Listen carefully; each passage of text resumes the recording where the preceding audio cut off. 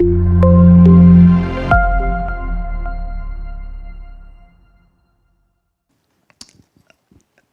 at the Powell Street Festival, when was that last? That was a month ago. It was. I'll tell Matt in Winston time, that's like 6 months ago. It feels that way. But what happened was I walked by a Narcan booth and it says training. So I walked by and I'm like, okay, I thought you had to go through some special training to learn how to use this stuff. And I see oranges and people stabbing oranges, and then it caught my attention. I'd walk back and I'd look again, and then I'd walk away. And someone else stabbed an orange, and I walked back. And then I'm aware now that if something inside me is curious about why they're stabbing oranges, there's a purpose for me to check this out. And all I hear is, hey, brother, what's going on? And for me, there was this undeniable familiarity with this person, even though I have no idea who he is or what he's all about. And I go, what's this training all about? And he's like, oh, this is what you do, you stab an orange. But then he proceeded to tell me about other forms of delivery of this revival drug.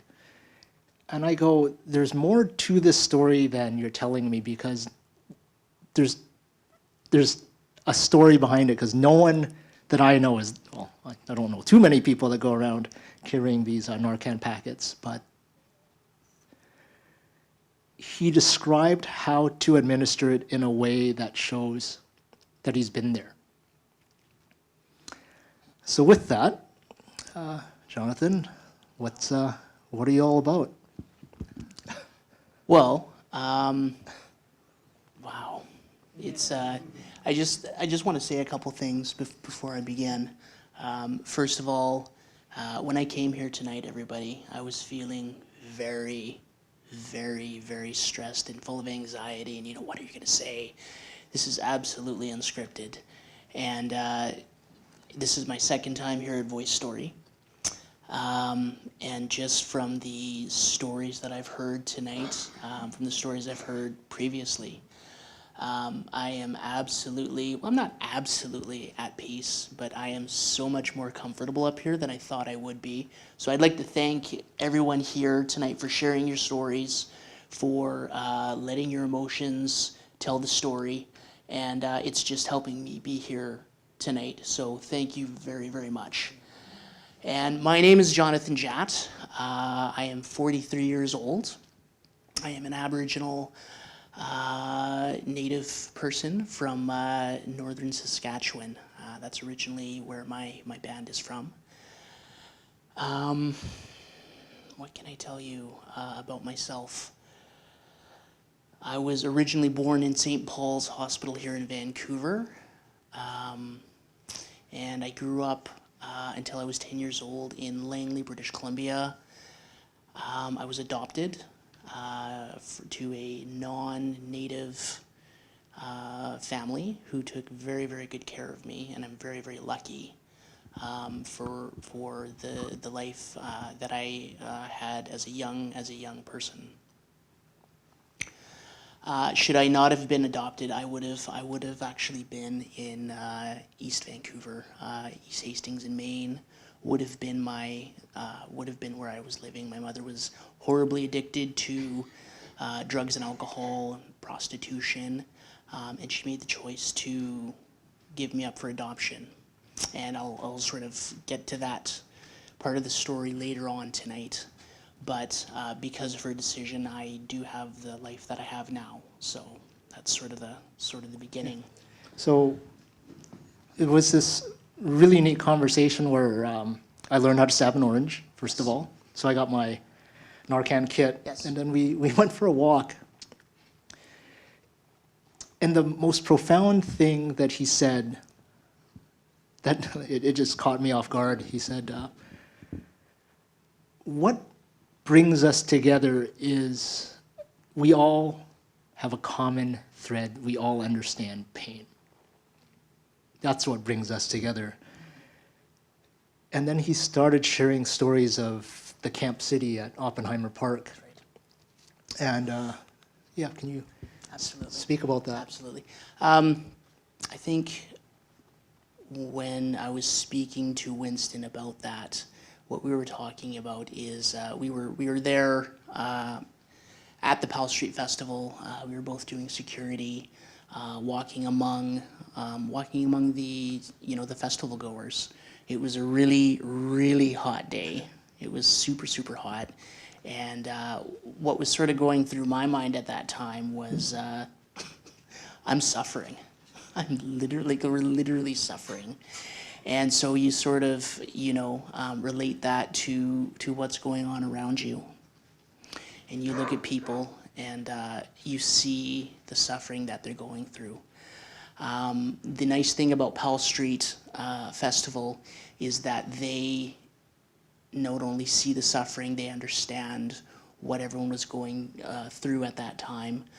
At Oppenheimer Park, for example, and they made the festival around the camp as not to disturb the people as they needed a place to stay. And they said, we are not going to disturb them, we're going to help them, and we are going to support them. And that's exactly what they did.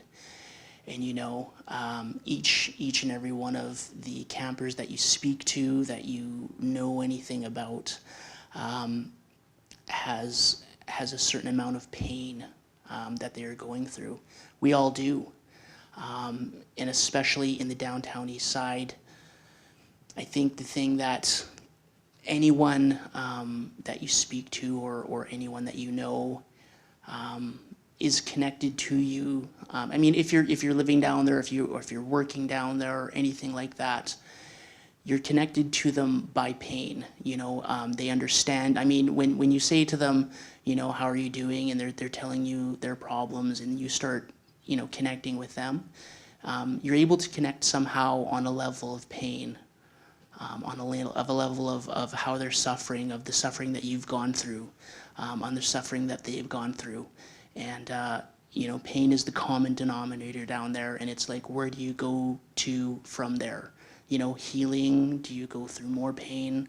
And so that's sort of where. Yeah, so Yeah. that really struck a chord with me, because now I can't relate to the homeless situation there, but the minute he said that, I teleported back to something that I understood, which was rave culture. And why I gravitated to it was we're a bunch of outcasts and misfits.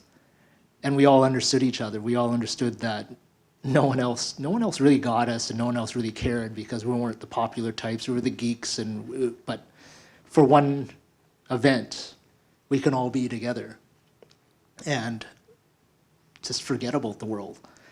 So as I was chatting with Johnathan, I let slip out, I was one bad decision away from that. Like, for me to think about that, one decision away from that. And the only reason I probably backed off was the fear of what that would feel like.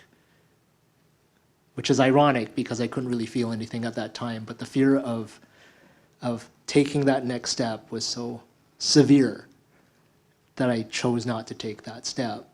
But there are people that have chosen that. And I teach and I take students down there to connect, because it's no longer you standing on the other side of the street and, oh, they're over there and we're over here, we're okay. No, you're going to walk up and give them a pair of socks or a cup of coffee. You're going to look them in the eye and ask them if they want a sugar or not, and see them as humans and not just as somebody over there that's just invisible. And if you work with them, what's that side of the world that many of us have chosen to turn a blind eye to?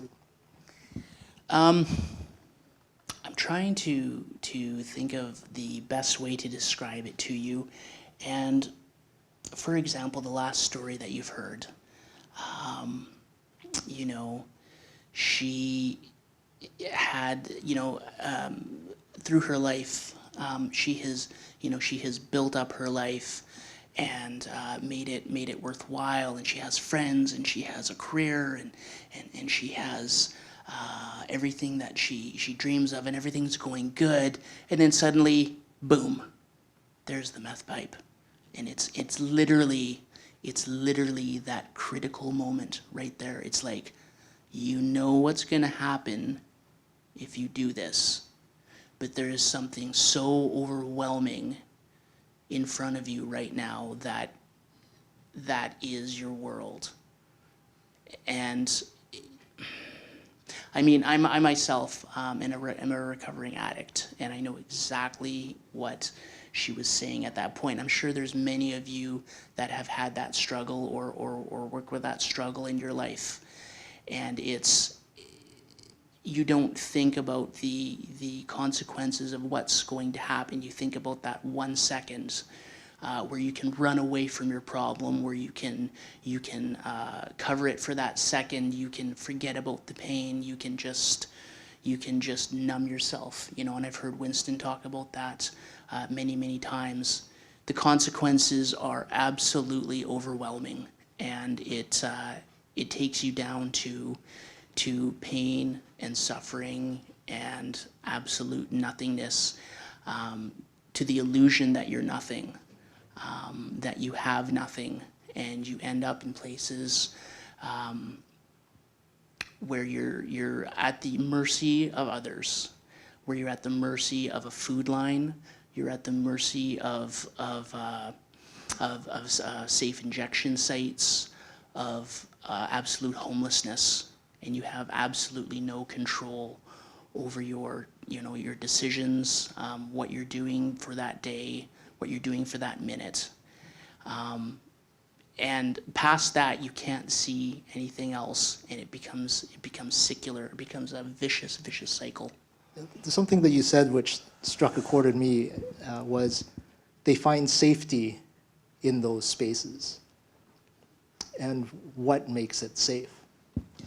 I think for myself, with the work that I do in the downtown Eastside, it's the safety of the relationship that you build with the client or the participant of where you are. So the number one thing for me is I know that when I was absolutely homeless in Vancouver and I had nothing, I found myself on I think it was Powell Street. Yes, it was a place called the Dugout. And I was absolutely desolate. I had my head on the table, and I was like, I was just absolutely done. And I had no strength even to get, I mean, I was literally going from meal to meal to meal in the downtown Eastside. And I had absolutely nothing, and I didn't even have the energy to make it to the next meal. And a outreach worker came to me and said, can I help you? And I sat and talked with the outreach worker, and the worker basically built a relationship of trust with me by sharing their story, by being present in the moment, but also by being there themselves. They've been there themselves. And number one, you want to build that relationship of trust with the person. That's the only way that you're going to get through to them, because their defenses are up, their survival skills are intact right there, and it's a matter of, what can I get, when can I get it, so that they can survive. But to bring defenses down and things like that, you want to start to try to build that relationship of trust, of saying to them, you know what, I've been there. I know what you're going through.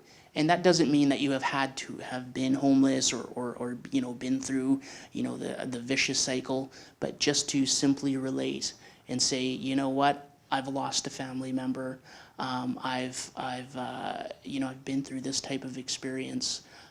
Something simple like that can strike a chord and begin to build that relationship. So when you explained to me the alternate way of administering the Narcan, I felt a level of empathy that was palpable. Yes. And this might sound like a loaded question, but where is that empathy born from?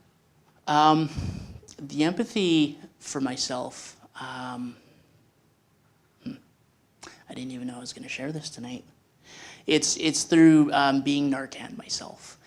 And I guess I'll just share it. I had sort of been on a 3-day run in the downtown Eastside, doing loads and loads and loads of drugs. And I specifically remember that I still had lots of money left, but I was so tired and so done that I wasn't even conscious of really what was going on. I just needed that next fix. And what had happened is I'd gone to this room of this gentleman that I knew, and he was gonna, hook me up with the gentleman that he knew for the drugs that I needed. And as we're waiting, I mean, you have that itchiness, you have that need for the drug. And he said, you know what, I've got a little bit here. And he goes, just take some of this until the guy gets here, and this and that. And I actually remember taking some of the drug, and that's the last thing I remember. I instantly went into overdose. I don't remember. I just remember waking up on the floor. There was ambulance and paramedics around me, and they said that they had to Narcan me. I believe it was 1.5 times, 1.5 doses of Narcan had to be used, which is quite a bit. And so waking up and going through the recovery process from overdose, it literally feels like a train hits you, and I stopped for a moment and I said, I almost died. I literally almost died there. Like I was that close. And so when you're training somebody else on how to save a life and how to respond to an overdose, you have to remember it's first of all, you're there at the critical moment of when they're living and dying.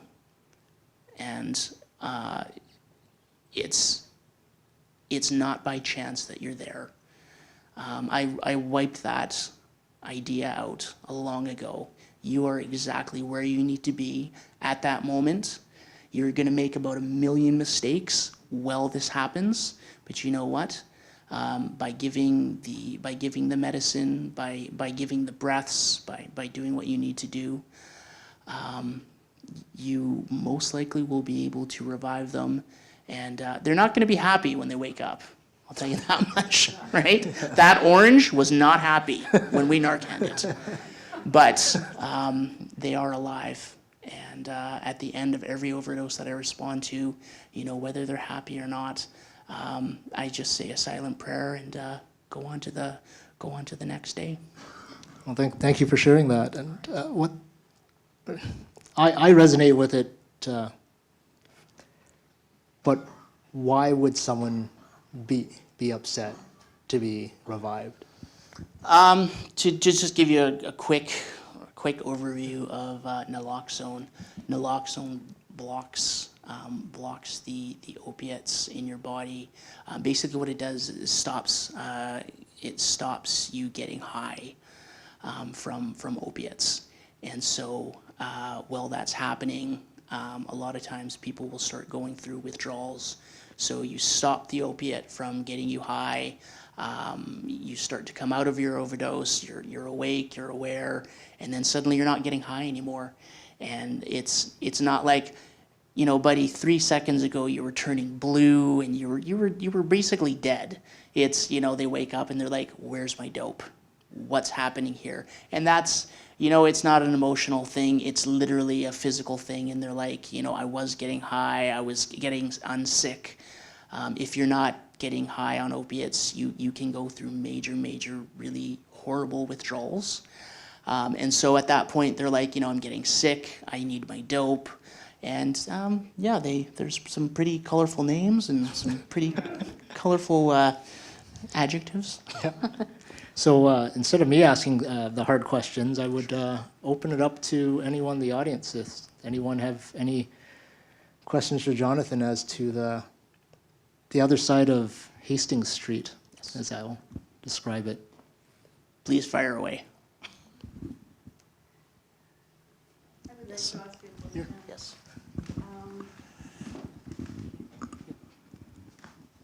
I am a little bit familiar with the work of Dr. Gabor Mate, Oh, wow. and what he says is that actually in every addict there is that pain coming from trauma, right? Until you don't deal with it, you actually are in that vicious cycle that you were talking to us about. So how did you deal with it? How did you get out of everything? Were you able to get into that pain, do that work? So for me, it took, thank you very much for the question. For me, it was not just it was not a one-shot deal. I spent many, many years running away from my pain. And the times that I first did go into treatment, I very much was just on the surface. Sometimes going into recovery, people go into recovery, into detox, into different things to try to work on the problem for many, many reasons. And for myself, I spent many attempts going into recovery for the wrong reasons. And the only way that I actually did stop using drugs was very much like the last speaker had talked about. It's when you decide to really pull out the pain and take it out and put it on the table and look at it and process it and go through point by point whatever it is that you need to look at and to go through. When you get serious about repairing the damage that you've done, looking at the damage that has been done to you, getting the proper therapy and going through that, where you really begin to feel the healing. Not just doing the quick, wash and dry, not just exactly, the 1-day fix, the 7-day detox, and then, everything's fine. I've tried, all sorts of things, moving from place to place and the geographical change, and, this is going to happen, and it's always the same. It's always the same answer. It's always the same result. I end up picking up drugs again. I've been back and forth from Vancouver to Alberta to Saskatchewan, and it doesn't matter where you go. It is a matter of getting down deep to the pain. And to do it, thank you for saying that. Thank you. Which is not another, it's one episode, one fix. That's right. It's actually a process. Great. Well, thank you. Anyone else?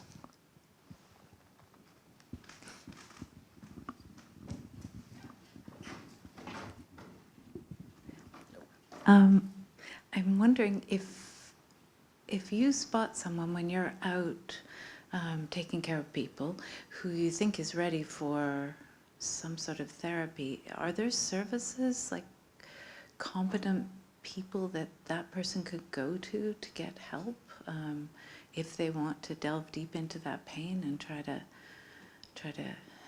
kick whatever demons they've got and get happy-ish? That's a very, very good question. There absolutely are services available for people who want to deal with whatever problems there are, The three most prevalent issues that I see in the downtown Eastside that are not just in the downtown Eastside, the three most prevalent issues, that I see on a daily basis are addiction, mental health, and poverty. Those are the three main things that you just see over and over and over again. Are these things curable? I'm not so sure about curable. Are these things treatable and workable? Absolutely. And there are competent organizations and outreach workers out there. It's about, for me, the answer that I have for you is it's the point of readiness that the person is at. If you approach somebody who is not ready to deal with this and that is just in the cycle of addiction and just wants to continue to run, there's really not much we can do except provide services that are going to monitor them and keep them safe while they are active in addiction. So things like the safe injection sites, things like the meals, things like the social assistance that we provide, these things do cost money. They cost lots of money. I'm not gonna, sit here and say this, that. There is definitely a cost, but these things do save lives. And, the other thing that I wanted to say is that Vancouver as a city is probably one of the most caring and understanding cities around the world. The amount of money that is provided for services and housing and the meals and the Narcan, this all costs millions of dollars, and every day Vancouver does it. And this is why we have a lot of success in the services that we provide, the results that we have of people living with addictions, coming out of addictions, are probably the highest numbers anywhere. And that is because we have these services available. So again, ladies and gentlemen, we do have these enormous costs, but we have enormous success, and people live because of what we do every day. And that's people who pay taxes, and people who we brunt the cost of this, and it does make a difference. So absolutely, when people are at the point of readiness, and we're able to make contact with them, and we're able to get through to them and build that trust with them, they will most definitely, they're going to come out, and they're going to start going to recovery. They're going to start receiving these services. So that's pretty much my answer on that one. I was just curious, what would be the one piece of advice that you would give a loved one of an addict to just be there to help? If someone that is going through, I'm gonna share a little bit of a story. This just happened yesterday. I was contacted maybe 2 weeks ago from a lady in Alberta, and she was a friend of my old director that I worked for in Alberta, and she had a family member that she hadn't seen for months, and she was absolutely worried, and she knew he was down here in downtown Eastside. And she said to me, you work in the downtown Eastside. Can you show the picture around? Can we look for him? She came down here as of yesterday, and she had been marching up and down Hastings Street, and she would not give up until she found him, and at least offered some help to him. She didn't know, she hadn't seen him in months, so she didn't know if he was going to be receptive or aggressive or anything, but it was her family member, and she was going to find him. Now, the easy end, you don't see very many happy endings at all when it comes to this. You see missing posters, you see people you see the morgues, people die. I was very, very happy. I'm very happy to report that within a few hours of searching for him, I was able to just basically give her some areas that I know that he may have been. She did find him. He was receptive. She was able to build that trust with him and reach out and just offer love and care and compassion, like you say.